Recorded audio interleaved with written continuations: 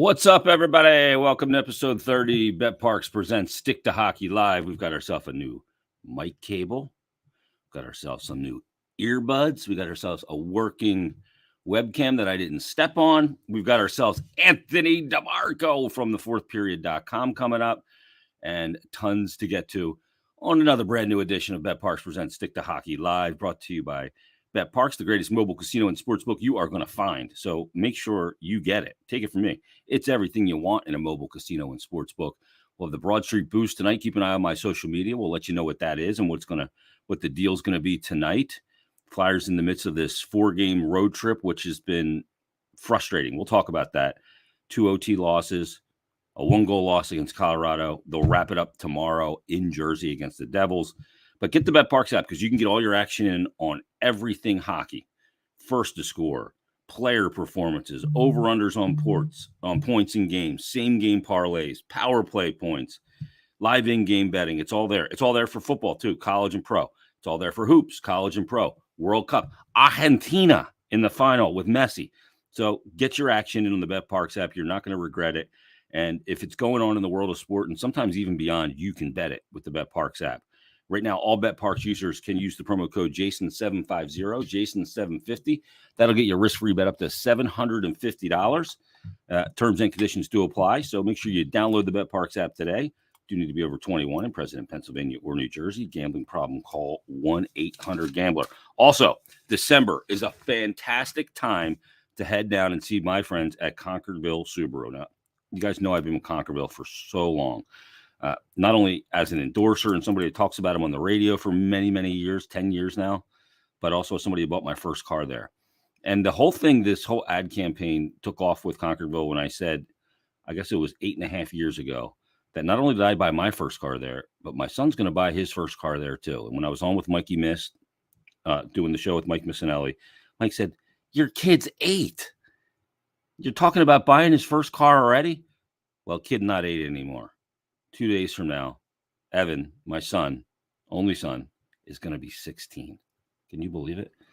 And he'll be at Concordville Subaru, checking out the certified pre-owned inventory, checking out the list of incoming Subaru vehicles. Fantastic dealership, great service department where you get a free car wash with every visit. And it's a great time to go there, not only because it's a beautiful place and great people, but because the Subaru Share the Love event is still going on through January 3rd. This is where Subaru is going to donate $250 for every new car sold to one of 5 charities. And you get to choose the charity, either ASPCA, Make-A-Wish, Meals on Wheels, Nation Sparks, or Concordville Subaru's hometown charity, which is a great one as well.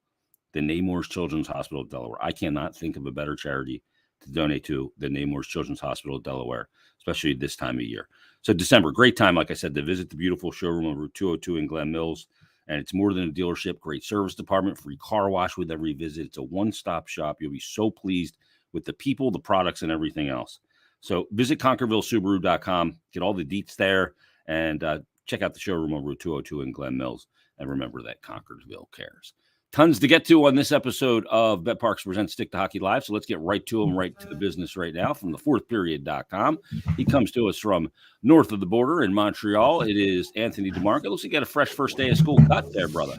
Yeah, man. I had to a bit, eh? Yeah, I had to cut the salad. The mop was getting way too messy for me. You know, waking up in the morning, had to take a shower every single morning, or else I could not fix my hair in a reasonable fashion. So, right before mess, right? Oh, dude, it was a disaster. But we got the fresh cut, ready for the holiday season, and ready to look good on this show. I'll tell you what, it's one I've talked about this before with Harry on my IG's podcast. I miss going to the barbershop or the salon or whatever to get my hair cut. Like, it's been so long. I've been shaving my head for almost 30 years, right? Because I started losing the follicles. I figured I'd just look better. I'm lucky. I got a good head for a bald head, and it looks good with the beard. At least I think so. Other people don't. But I miss going to the barbershop and having, the cutie washing your hair in the sink and doing the whole thing. I take my son to get his, and I'm like, you lucky, enjoy this, dude. It's a bit of an experience, right? Like, it's almost like nostalgic in a lot of ways, like going to the classic barbershop and like, the old ones that like you still have to pay cash. They don't take debit or Visa. Like, I don't know. I really like the experience. Like, my mom cuts hair too, but I almost like the experience of going to the barber. Yeah, it's cool because you go in looking one way and you come out looking at it. It's why I like cleaning the house because it's instant gratification. You go in looking like Shaggy and you come out looking like a well coiffed, professional. Exactly. But I mean, look, you gotta look good for the holidays, right? You can't show up to Christmas dinner looking like a hot bag of shit. So I Yeah, mean, I always do. I'm always like disheveled looking, but that's part of my charm. Did you make it through the whole thing last night? Like last night was a 9 o'clock start. Not bad. Like I don't mind the 9. The 10s and 10:30s get a little rough. I have to do the podcast after. I won't get to the rack to sleep until like 2:30 or 3 on those. But last night was palatable after another tough loss. yeah, well, when they wrap up before midnight our time, it's not too bad. But like you said, like they played hard and like they played a good hockey game. And I think Cam York has really injected some life into that team for sure. Totally agree. But I mean, it's just another case of a team playing their ass off, dominating a lot of the 5-on-5 play for much of that game, but just not having the talent to cash in the end. And I think that's what we saw last night is just a team that is playing good structured hockey. You're seeing a foundation really, really built here, but I know it sounds like Groundhog Day, but they just don't have the top end talent. And I think that eventually you're going to have to find that. Obviously, you can't find that in season. It's as Chuck Fletcher has said, as Danny Briere has said, that's where you have to find it in the draft. But I mean, the foundation for a good, hardworking team that is good at the fundamentals is starting to grow here. And, I said it on Twitter last night that, you still get people who are just like, oh, it's time to take out the paper bags and this, that. And, take whatever your feelings are about the front office away from it. And I can't hate this team. I really have a hard time rooting against this team, specifically because of how hard they're working under John Tortorella. Yeah, to me, the last couple of years in the paper bag thing, like I get it because it got embarrassing, not only from a result standpoint, but from a process standpoint. Like how many times do we see those Twitter memes of screenshots of the game where 5 flyer forwards are high on the left wall in the D zone and the opposition's got 2 players all alone in front, right? Just totally over pursuing plays. And look, we may get to that point because I think it's hard, Ant.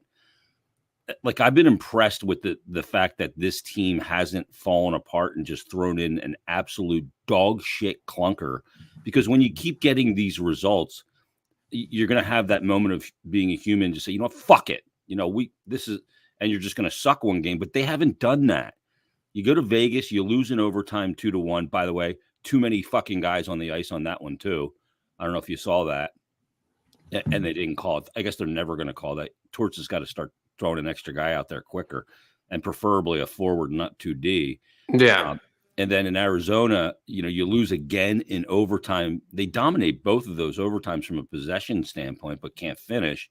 And then in the game against Colorado, you have a really kind of lackluster second period, and you don't pay too much of a price. You come out of the period only down a goal. You kind of undo what you did in the first. And then in the third, you go down 2, but then you battle. I mean, they outshot them 15-6 in the third period. They were coming the whole period, right till the final buzzer, but just not enough. And again, the inability to put the puck in the net, only 2 goals scored, is what bites them in the ass in that game. Yeah, and I think that you're seeing a lot of the players kind of succeed in their specific roles. Like, I even think the defense has looked really good. Like we talked about Rista or Cam York really injecting some life in there. I think Nick Seeler is starting to fall off a bit, and I would expect that he's a guy that probably comes out when DeAngelo's ready to return to the lineup after he's done dealing with whatever he is. And, like I just put out some analytics with Provorov and Ristolainen, but they've looked really good together, man. Like as a top pair. Again, I'm not going to sit here and say that's a long-term fixture as your top pair. I'm not ready to write that home already. But I mean, I don't know that we'll ever be able to write that. It is what it is now. It's the best option right now. But if you're going to be a team that competes, that can't be the option with Risto there. No, 100% not. Like, he's not a guy that I trust to, and he's had a good stretch. Honestly, like since being scratched, he's put together some real good games. The last 5 games in particular, he's put together put together a really good effort and really good underlying numbers, but it's just not something I trust. Like I think there's a big enough track record here to say that he isn't a top pair defenseman. But I think you've seen Travis Sanheim really start to play well. Justin Braun, I know a lot of people shit on him, but I think that he's done his well, admirably this season. And once D'Angelo comes back, it's going to be interesting. Like, I would imagine that you probably put D'Angelo with Travis Sanheim, you put Cam York with Justin Braun, and then Sealer comes out. That's the way I would go about it. And then even at the up front, like, they're just missing that top end talent there that, can't cash in. And you saw it against the Arizona Coyotes too, where I thought they just flat out ran into a hot goaltender, and maybe Carter Hart wasn't at his complete best. I'm never going to throw shade at Carter Hart after the season that he's put together, but I don't think he was at his top level game against the Arizona Coyotes. And all in all, I just think this is a team that is really playing good fundamental hockey, is in every game, is not getting blown out. And like you said, after last season, it's really refreshing to see. Like, last season became unbearable to watch. And I think that this season, at the very least, is watchable, and they're a likable group. It's just they simply don't have the talent. I said this last night on postgame. You and I were texting a little bit too, and I texted you, and I said, if this team plays with the effort and resilience, when they have some talent, legit game-breaking talent, and I'm not saying they have to have Connor Bedard or Connor McDavid, but when they have legit talent and some depth, through their forward lines, if they continue to play with this effort and resilience, they're going to be a bear to deal with. And you said the effort level is insane. Most I've seen since the Lavy days. That's the early Lavy days for sure. And you said if they had a legit top line, they would be dangerous. And Torts has them really playing unbelievably hard. I think the job that he's done, like, I get the record and sports are about results. But when you're throwing out what he's throwing out there and has had to throw over the boards and, combine, can you imagine day a game towards looking at his available players and trying to come up with lines that are going to score? It's really difficult going, how do I put these pieces together to get some offense? Which is why he moved Hayes to the wing, and he has Cates there as the conscience for that line in the D zone, and lets TK and Hayes generate offensively. But they just keep pushing, and they just keep pushing hard. That's why I don't think the bags should come out. Now, the fans can do whatever they want. I'm never a person that tells a person to buy a ticket or not buy a ticket and how to spend their money or how to voice how they feel about a team. But to me, this team isn't anything to be embarrassed about as constructed. Now, you can talk about being embarrassed about how they're constructed and criticizing the front office for how they got to this position with not having high-end talent. That is totally fair. But the way the bags, to me, need to be an indication of what you see on the ice and those players. And to me, that would be unfair to the guys that are putting on the jersey pretty much every night and going out there and spilling it. Yeah, and I think that's something that you really have to differentiate. Like, your, I guess, vitriol towards the front office and the direction of church and state, Ant. Yeah, that's exactly it. I have my criticisms of the front office, although, like I've been saying since June, I think that they fell into a good place, even if it was accidental in a lot of ways. But in terms of the actual team and the coaching staff, and to be fair, I don't think anyone really hates the coaching staff right now. Like, I think after Torts gave those series of press conferences, what was it, or a week or two ago, I think he really won over the fans because he said what people have been clamoring for what feels like a year now. But it's still, you still get the people that want to direct the hate that they have for the front office towards the team. And I can't really do that. And even like the players that are playing right now, like, there's not a lot of guys that I can nitpick individually and be like, okay, yeah, you're not meeting expectations or you're not doing what you should be doing. If anything, it's a bunch of guys that I think that are overachieving. And again, like, this isn't me saying that they're going to turn a corner or, Frost is now a top line center or Ristolain's a top pairing defenseman or what have you. It's just analyzing the game objectively and saying, given what they have to work with, they have exceeded my expectations, even if they're in the basement. Because if you factor in that there's been no Cam Atkinson this season, no Sean Couturier this season, it's objectively one of the worst rosters in the NHL and probably one of the worst forwards groups specifically in the NHL. And they're competing every night. Like, I think the last time they lost by more than 2 goals was it Washington, and that included 2 empty net goals. Like that was the 4-1 game. It was a 2-1 game, but yeah, there was 2 empty netters. It's just there's not a lot of games here where it doesn't feel like they're out of it right at the end of the game. And look, I'm not here to champion moral victories and say, oh yeah, good for trying, you guys. Like, get after it next time. But at the same time, I can't really dunk on a team that we knew wasn't really built to be a cup contender this year, and B, is missing a lot of talent. Yeah. You go all the way back. Let's go back even to the Calgary game. There were 2 empty net goals in that game. They lose 3-2 in Washington in overtime, so 1 goal loss. Pittsburgh game 4-1, totally earned. They were down in that game. They scored the 1 third-period goal. That was a shit game. Against the Islanders, the first game on the island, 2 empty net goals they gave up. Then they beat the Islanders 3-1. They lose to Tampa, and Tampa just overwhelmed them in that game. So legit loss, multi-goal loss. Against New Jersey, 1 goal loss, 3-2. Against Colorado, they win 5-3. Against Washington, they lose 4-1, but again, 2 empty net goals. It was a 1-goal game. Against Vegas, they lose in overtime, obviously a 1-goal game. Against Arizona, they lose in overtime, a 1-goal game. And against Colorado last night, they're down 3-1. They come back, they make it 3-2. It's a 1-goal game. They're playing tight games. They're not mailing it in. And I said this last night. I mean, if you go back to like the 14-15 season, 15-16, those years after Chief left, and if this coaching staff is here and he's got this resilience and this effort level and this buy-in to structure and everything, that team over those 3 years from 14-15 to 17-18, even maybe 18-19, with the talent they have, would have been a team that would have went on a run. They just didn't have the buy-in. They just didn't play like this under those coaching staffs, whether it was Hack or whoever. Yeah, like I remember 15-16, they went on like that miracle run the first year of Hack in March. They won like 19 of 23 games. Ghost came up. Exactly. And Steve Mason had that crazy run in March of 2016. So that was really cool to see. And look, they didn't have good defense back then for sure, but 17-18 in particular. And look, like they traded Braden Shen. They rolled with Valtteri Filppula as your 2C. Dale Weiss and Yori Laterra were on their third line. Their top 4 included Robert Hagg and Andrew McDonald. But like, so it wasn't like they were a cup contender on paper either.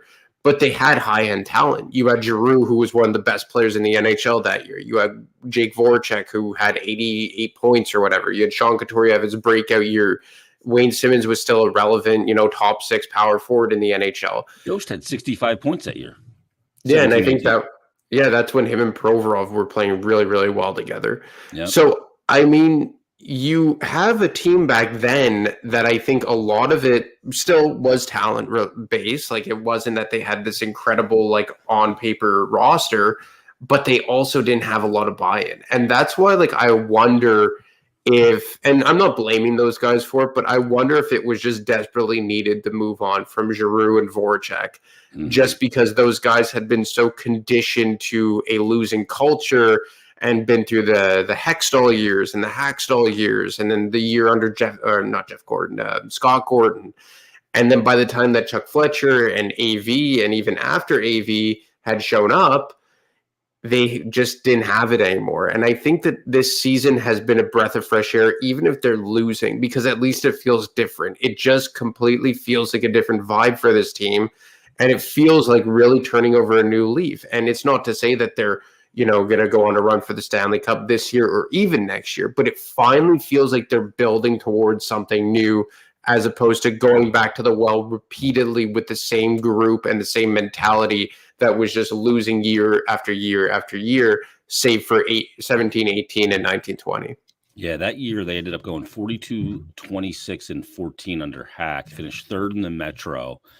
That was the 102-point season from Giroux. Like you said, Voracek had 85 points, 20 goals, 65 assists. Couturier, 76 points that year. Ghost with the 65. I mean, look at these point totals. TK, his first, I think, of 3 24-goal seasons, he had 47 points. Simmer with 24 goals that year in 75 games with 46 points. Provy had a 41 point. They're getting so much from the blue line here. And Filppula gave you 11 and 22 for 33. It was Nolan Patrick's rookie year, even you had depth guys like Raffle, and you had Scott Lawton on that team, and Gudis on the blue line for a little fear factor. And then, they get into the playoffs, and, I didn't even remember this, but in the 5 playoff games that Coots played, he had 9 points. That's where he got hit by Ovechkin, I think, in the shoulder. Wasn't that when Gudis took him out in a scrimmage or something? Was that year? Yeah. Yeah. I mean, he had 5 goals and 4 assists in 5 playoff games that year. And 9 points in just 5 games. Filppula had 3, and Giroux has the 102-point season. But then people, in 6 playoff games, he had a goal and 2 assists, and ended up being a -10 in the playoffs. But if that team had half the resilience and commitment to the level of play and standard of play that this team has, things would have been different for sure. I think so. Those years were wasted years because you actually had the top end talent back then. Like Giroux was a top 5 player in the NHL at that point in time. That year, by the way. Yeah, that was that Hall won it. Yeah. And then Kopitar, I think, was a finalist too. And, you had Voracek, who was a true stud top line player at that time, like a really good transporter into the offensive zone. And you had like a breaking out Sean Couturier, you had a Wayne Simmons. Like, I don't think Hexy did them any favors by trading Braden Chen. I still think that was a mistake to this day. Mm-hmm. But you now are seeing a team that's kind of the opposite, where you have good depth pieces. You have a defense that I think, is specifically over the last 5 games is playing pretty good hockey, is far from the issue on this team, or the main issue at least. But you don't have anyone who probably should be on a top line. And I mean, maybe save for Travis Konechny, depending on who his other line mates are. But you look at their top 6, and I have nothing against these players individually, but guys like Noah Cates and Scott Lawton or Lucas Sedlak or whatever shouldn't be anywhere near a top 6, let alone a top line oftentimes. But, you're at least seeing the effort. You're at least seeing good fundamental hockey. And the amount of times that a team with Giroux and Voracek, with how good they were, and even Sean Couturier, you could throw him into that mix too, because he hasn't played in 13 months. Mm-hmm. We're getting absolutely blown out of the fucking water. Really kind of speaks to, maybe it's not even a talent thing that was wrong with the teams back then. It was a mentality thing. And you look at what happened specifically in the 2020 playoff bubble, where, you go into that bubble as the hottest team in the NHL, and it's not like you got there and everything just, you couldn't click. They literally won the round robin. They beat Tampa, they beat Boston, they beat Washington. They legitimately are playing well. And as soon as the playoffs actually started against Montreal, everything just fell off a cliff. And you beat Montreal by the skin of their teeth. You get embarrassed by the New York Islanders, and had the goalies been swapped in that series, it maybe is a sweep. And it just, since that happened, I said, like, there's something completely fucking wrong with this leadership group. Because when you have guys like Giroux and Voracek and Couturier, you should not be this bad, strictly effort-wise. And I think now that we're maybe starting to see that was more of an issue than maybe we thought. Yeah, I mean, you go back to that series against Montreal, and they end up in that play-in round playing their way past the Pittsburgh Penguins. So technically the Penguins didn't make the playoffs that year, by the way. Yeah. Because they didn't actually, that was a play-in round. It wasn't a playoff round. That was a cash grab by the NHL. But, I mean, they do beat Montreal in that series in, 5? 6. Was it 6? Yeah. And Price was otherworldly in some of those games, so they got goalied. But it didn't look the same. The style of play didn't look the same. And we come to find out that Montreal team is maybe a little better than a lot of people thought, because they go to a cup final the next year. And then it all just completely fell out. The bottom fell out of the coaching staff with, who was it, Dom Ducharme, who took over there for Claude Julien and the whole thing. And, you get in that series against the Islanders. Yeah, the Flyers force it to 7. They go down 3-1. They get an OT winner from Phil Myers, of all people, in game 5 was that? I think so, or game 6. Yeah, and then I think it was game 5 or 6. Yeah, then in game 7, they had nothing left. They lost 4-0. But I was on the post game show with Smitty last night. Actually, before we get to that, let's talk about the Flyers D, because I've seen you tweeting quite a bit about this, and I agree with you in the sense that there's some of the pieces here are good. They have not been injured really on the blue line, with the exception of obviously D'Angelo dealing with whatever he's dealing with right now. And I think part of that was playing too many minutes, and then it was a pseudo healthy scratch. I'm not sure why he's continued to miss games or how they kind of piece things together when he does come back. But there's a lot of questions on how to piece this together, because we don't feel like D'Angelo is a top pairing guy unless he's playing with Jacob Slavin, which they don't have. Even though Provorov has been solid and can play a lot of minutes. Risto's been on that top pair. I don't know that I love D'Angelo playing with Sanheim. You have York up now and playing really well. Where does he fit in? They had him on the right side last night, playing on that second pair with Sanheim, and I thought he looked good there. By the way, Ball's move on his offside and doesn't play a lot of right D to make that move at the blue line to create that first goal. Very shifty move. Looked like Ghost is a guy that used to do that a lot, shifty along the blue line. And he looks really good, but I'm just not sure how all these pieces fit together when totally healthy. I think you've got to make some kind of move, because it depends. Do you want to play York on the right side? Is he a partner for Adder when Adder gets called up as a right side guy? Braun's going to get traded. He's not a long-term fix. I don't know how it all shakes out there. I still think you need one more piece there, and you got to shed a piece as well. Yeah, well, for me, I think that you take Nick Seeler out whenever D'Angelo comes back, and I think at this point, 7. He becomes your 7 for sure. He becomes your 7. I think he's played admirably, but you've started to see his play dip a bit, which is fine. I have nothing against Nick Seeler. I just think it's time at this point. But I think that what we have to see here is a kind of path towards some more stability going forward. I would play him on the left side with Justin Braun for the time being, and I would put D'Angelo with Travis Sanheim, because I think that what we've seen here is Sanheim's game really start to pick up as he's played with a puck mover like Cam York. I think Sanheim's game is playing really well, or is trending in the right direction, rather. And as for Provorov, I think that he's played really well with Ristolainen, specifically defensively. Like, his game is really cleaned up. Look, we said it earlier. I don't think that's a long-term fix going forward, but right now that's the best of what it is. And I think that Provorov historically, maybe save for the year that he played with Ghost, has always been best when he plays with like a steady Eddie type of defenseman. And that's historically not been what Rasmus Ristolainen is.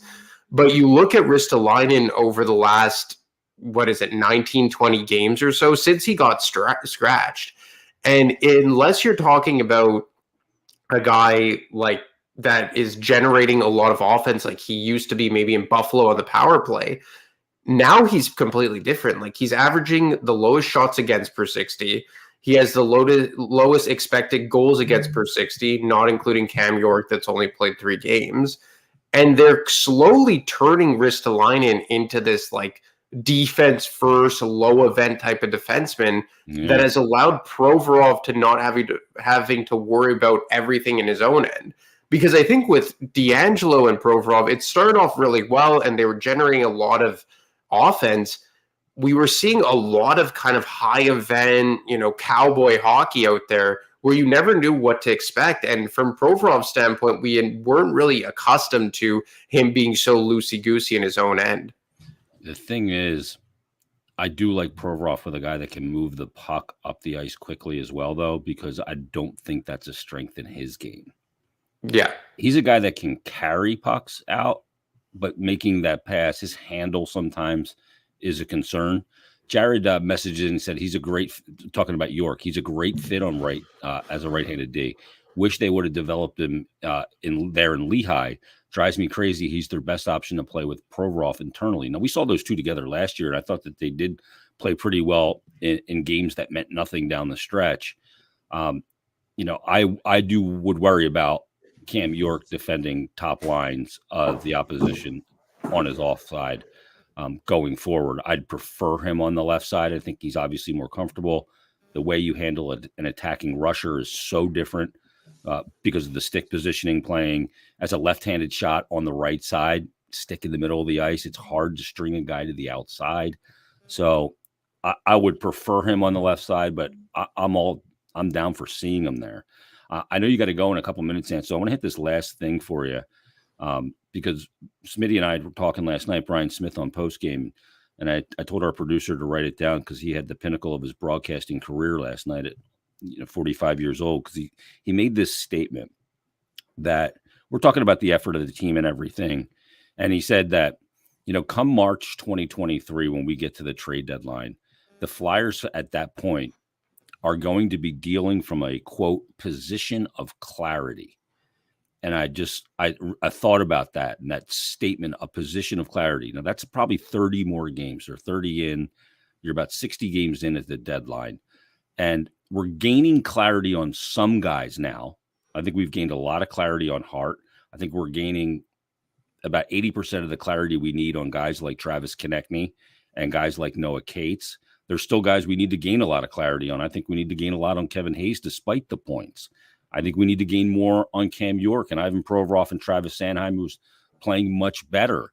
But 30 more games in, they should be seeing a very clear picture and attack the deadline from, as Brian said, a position of clarity. You should write a whole article on the position of clarity on the fourth period. I just love this statement.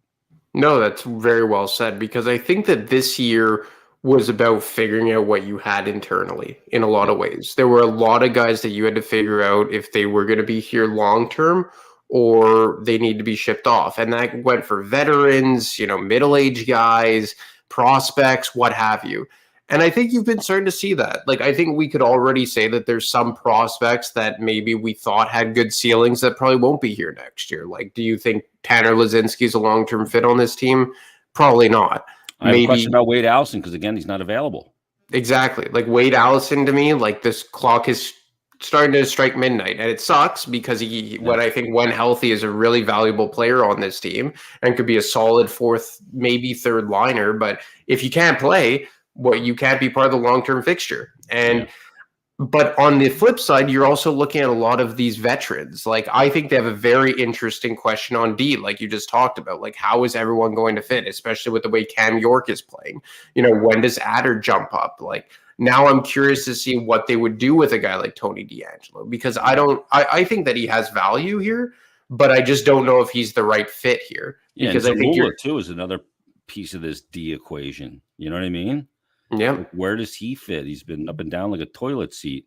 And the last thing for you, I mean, there is one guy we're gaining some clarity on. We haven't seen him in a Flyers jersey, but I was talking to a guy on a Monday night that was up in BC and saw him play. Cutter Gauthier is shredding. Yeah. And I mean, the guy said he moves like Kreider out there. Big, can skate, can shoot, can snap it. Maybe we see him this year. They need him to fucking work out, dude. Yeah, no, he's their ace to the whole. Like, I think Forster's starting to kind of turn a quarter down in Lehigh, but I think it's his skating that he needs to work on. But I mean, look, Cutter Gauthier is 100% their ace in the hole. Like, if he doesn't pan out, like, they're in big trouble. Like, and they probably, and I think that they need someone even in addition to Cutter Gauthier.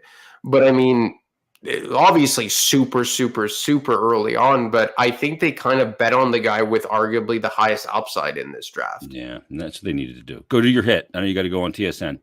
Thanks for doing this, brother. Be good. Yeah, talk next week. There he is, Anthony DiMarco from the fourthperiod.com. He's got a hit at 11:30 on TSN. So got to get him out of here quick. And make sure you read his stuff on the fourthperiod.com. Eric messages in, and let's go to a couple here of his messages. Let's start here. He said, Provy, York, Sanheim, Risto, Tony, Zamula pairing. I mean, you may see all combinations of all of these. York and Provy did play well together last year, but I do worry about, again, York having to deal with the top, York dealing with Bergeron, Marchand, and Pasternak. That worries me. And you get a line like that in almost every game. He said, trade deadline, JVR, Sealer, Braun, Risto, Hayes, go. I mean, JVR is obvious. He's on an expiring deal. Sealer can provide some depth. Braun is a guy that I'm sure will be traded at the deadline. Ristolainen, I doubt it. I mean, you have a lot of term on that contract, and Kevin Hayes has years left unless you want to eat some of Hayes' salary. And I don't like eating salary for that many years. I don't want a cap hit against for multiple years for a player that I don't have. But I get what you're saying. He said trade Coots too, let Allison go in the offseason. You can't trade Couturier. Nobody's going to trade for a guy that hasn't played in 13 months and is dealing with a back and is in year one of an 8-year contract. Come on, brother. You're smarter than this. You can't trade Couturier right now. You got to think things through. You can't just throw names out there and have it make sense. There's a GM on the other side that's not a fucking nitwit. You know what I mean? You're not trading him. We'll see what Coots, if he can get back, what he is when he comes back, all those things. But again, like Brian Smith said on the postgame show last night, another 60 games. Let me see when the NHL trade deadline is. NHL trade deadline 2023. March 3rd will be the NHL trade deadline. It says, which is early from years past due to the COVID schedule, blah, blah, blah, and the Olympic break in last year's schedule. But March 3rd is the deadline. And by March 3rd, this team will be in a position of clarity. Eric says, I mean, in the offseason. Nobody's going to trade for Couturier in the offseason. You're going to have to see a lot more, E. I get what you're saying, brother. I do. But trading that many players is just so unlikely.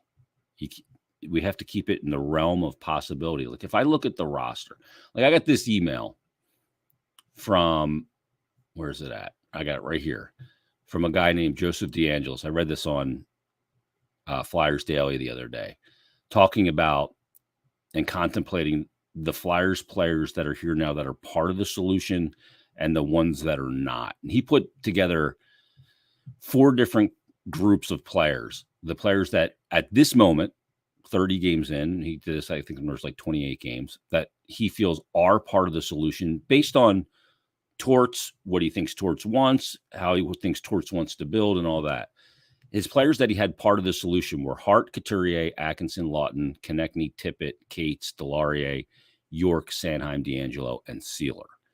Now, I agree with some of those guys. Some of those guys are beyond this year and multi-year solutions. Obviously, I think so about Hart. I hope Couturier gets healthy, and he is a big part of that equation.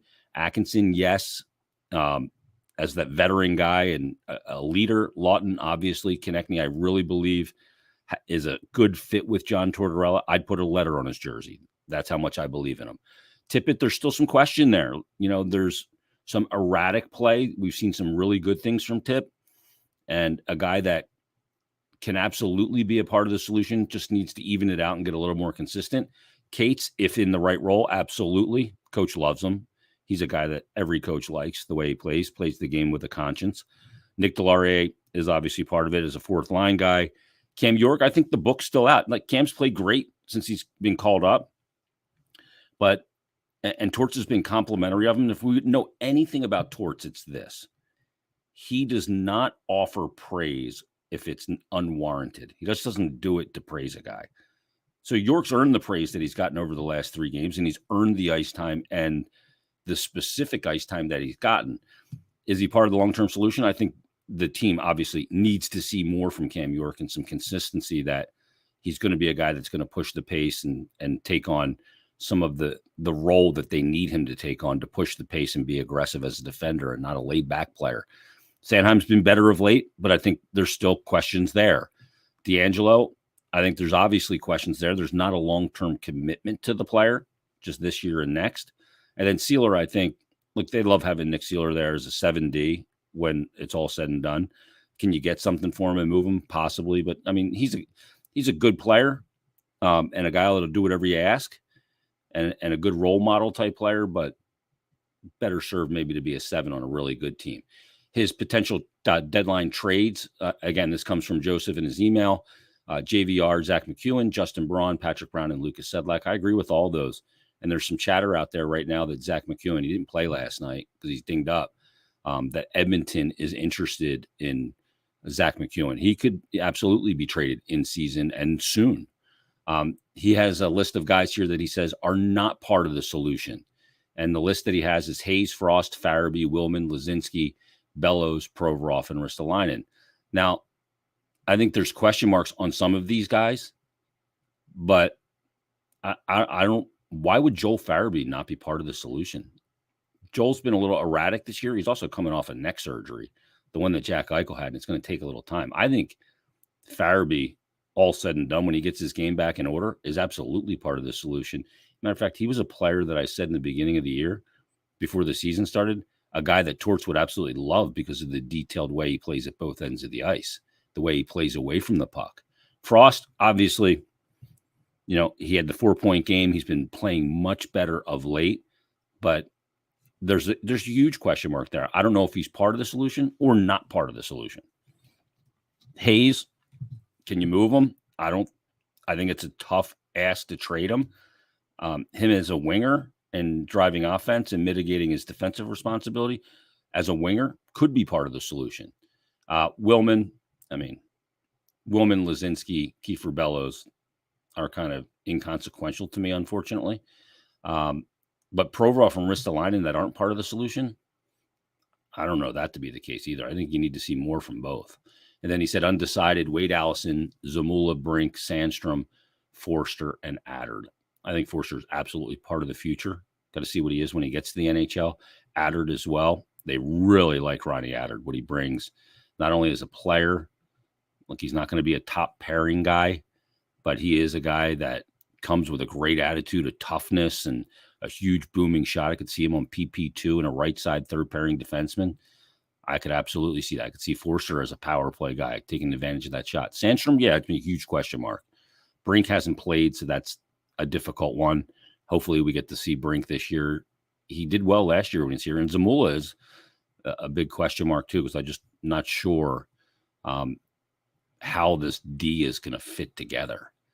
Again, a position of clarity. We'll get that coming up by March 3rd at the deadline, and we'll see where it goes. But there's a lot of questions still. And I think the one question that has been answered rather definitively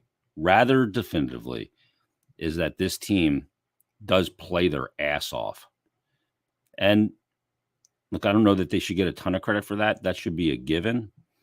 But when you're losing games and you continue to just push, it is an impressive trait, and it's a trait you need when you have talent as well. They can get some good talent in here and get some depth and play with this compete level and play with this resilience and identity, then they'll be a good team much quicker than we thought. But the trick is getting that high-end talent in here. It's not easy. There's not a high-end talent tree outside the skate zone that they can just go out and pluck a couple guys off of. Teams that have it don't want to get rid of it. And if you want to obtain it through a trade, you got to give up something good to get it. Now, I think the team's in a position where it's time to take a little bit of risk and give up something good to get something good that helps you and make a good hockey trade, one that helps two teams. Do you look at a guy like Besser? When you get into the offseason, do you look at a guy, like Bo Horvat to help you down the middle? What's going to happen in the draft? There's so many questions. But come March 3rd, around the trade deadline, I'm going to put this phrase on Brian Smith's headstone: position of clarity. It's his finest broadcast moment. So good job by Smitty last night on the postgame show. All right, let's wrap things up on this edition of Bet Parks Presents TikTok Live. Everybody that sent in questions and comments, if you're watching on YouTube or Facebook, I think you can post those. Thank you. Let's read one more from Eric. He says, team's on the right track, and Torts keeps backing up his players during press conferences. So these guys want to play harder. Totally agree with you, Eric. That's the one thing about Torts that I heard a ton this summer and talking to guys that played for him is the way he has his players' backs. And you see that tweet that Dubinsky, that Doobie put out when the Flyers hired Torts. Oh, pray for the Flyer players. I don't know if that was tongue in cheek or Dubinsky just did not like playing for Torts, but most guys do. A lot of guys are pushing really hard. Just need to find a way to score more goals. In this league, it's a race to 4 goals. The team that gets to 4 first usually wins. Against the Flyers, though, it's a race to 3 because they have a hard time scoring more than 2 goals. You got to get a power play goal and 2 even strength goals for them to have success, and you can't give up a shorty. You can't have mistakes. If they're going to win games, you're going to look back in those 60 minutes. If you get to that final buzzer and they got to win, it's because they didn't have huge lapses that they paid for. And that being said, I thought Sandstrom was good in the game last night. I'm sure we'll see Hart Thursday in New Jersey against the Devils as they'll wrap up this 4-game trip. And then this weekend, Saturday night, it's the New Jersey Devils. For Friday's episode 2, I was supposed to do this with Bill on this week's Mondays with Meltzer. Didn't get to it. I'm going to text him and see if he can come on Stick to Hockey Live Friday. And I want to talk about Johnny Gaudreau and Alex DeBrincat and the effect that they've had on their teams. Because a lot of people wanted those 2 players, and I get why. Both are high-end talent. Gaudreau, obviously the free agent, trading for DeBrincat, and he can walk. But what effect have those 2 players had on their teams? I think you can make the case now that with a little bit of data that we have 30 games into the schedule, that the Flyers trading for DeBrincat or signing Johnny Gaudreau would have been a huge mistake. I mean, look at their team. It's a team sport, and no individual player is going to fix that. Ottawa's in last place in the Atlantic Division. They've got some talent there. 12-14-2, and DeBrincat has not been great. 26 points. They're only 1 point better than the Flyers. And they haven't really been missing a lot of guys. Columbus has had injuries, for sure. They're 28 games, and they got 22 points, 10-16-2. And they got the living shit kicked out of them by Buffalo. By the way, Tage Thompson, another 3-point night last night, 2 goals and an assist. This dude's an animal. It's hard to believe that Buffalo's only got 28 points. They're in the 7th spot in the Atlantic Division of the Eastern Conference. Get the BetParks app. I'll be tweeting about the Broad Street Boost a little bit later, so keep an eye on my Twitter. Hockey action tonight. You've got World Cup final coming. I know Argentina's in it. I don't know who else is in it. I haven't been following it that closely. I just saw a headline that Messi led Argentina to the final. You can bet on that. You can bet on all the football, college, and pro. Hoops, college, and pro, same game parlays, live in-game betting, player performances, you name it. It's all there for you. It's fantastic. Easy to use, easy to navigate, open an account, deposit, fast payouts. Grab the BetParks app. It's not just a great mobile casino and sportsbook. It just makes the games more fun when you're live in-game betting. You're flipping around going, oh, let me check in on Edmonton, Calgary. Let me get a bet in here in the second period. Boom. You can do that right away. You don't have to be there before puck drop on every one of them. Right now, all BetParks users can use the promo code JASON750, and that'll get you a risk-free bet up to $750, JASON 750. Terms and conditions do apply, so download the BetParks app today. You need to be over 21 and present in Pennsylvania or New Jersey. Gambling problem, call 1-800-GAMBLER. And also swing by, great time of year, December, holidays coming. Swing by the Conquerville Subaru on Route 202 in Glen Mills. Fantastic, beautiful, new state-of-the-art dealership. And check out their certified pre-owned inventory. Check out the list of incoming Subaru vehicles. And if you buy a new vehicle, Subaru is going to donate $250 for every new car sold to one of 5 charities: the ASPCA, Make-A-Wish, Meals on Wheels, Nations Parks, and Conquerville Subaru's hometown charity, which is the Nemours Children's Hospital of Delaware. December is a fantastic time to check out that beautiful showroom on Route 202 in Glen. It's decorated too. Check out the service department where you get a free car wash with every visit. You're going to love it.